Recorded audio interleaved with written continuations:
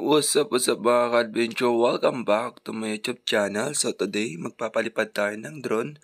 Update na naman natin yung Manila Bay, no? Simula sa US Embassy hanggang sa Yacht Club mga ka-adventure. At syempre, check natin kung may mga barko ba tayo na nagtatapon ng basura mga ka-adventure. At syempre, binabati ko kayong lahat mga viewers at especially sa major sponsor natin, no? At ito na, let's go mga kabayan.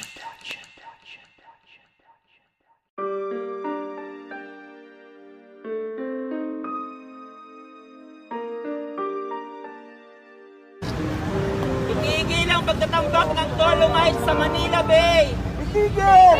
Itigil ang pagtatambak ng Dolomite sa Manila Bay!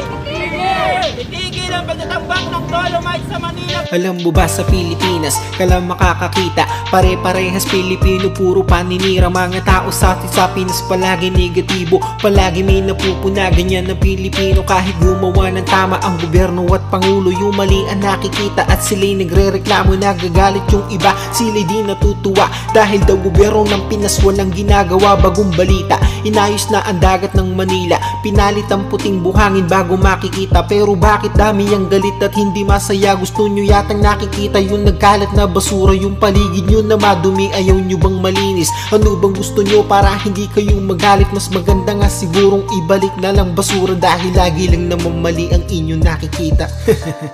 Ano ba talagang gusto nyo? Kahit tama, ginagawang mali.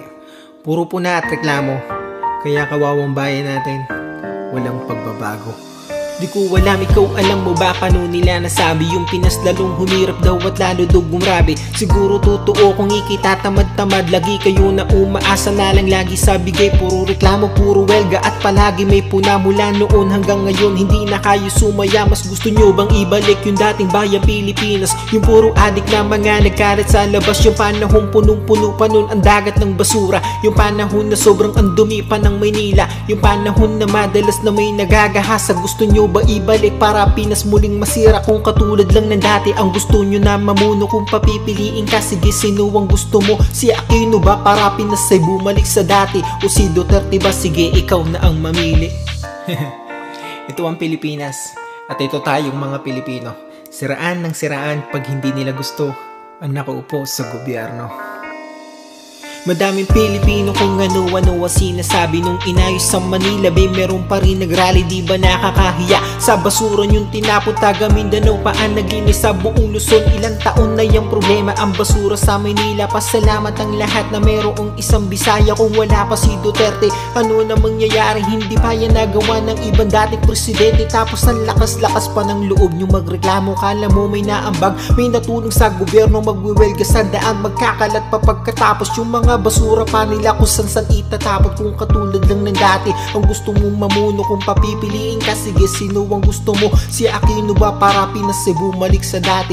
O si Duterte ba? Sige ikaw na ang mamili. Ikaw na ang mamili. Ikaw na ang mamili.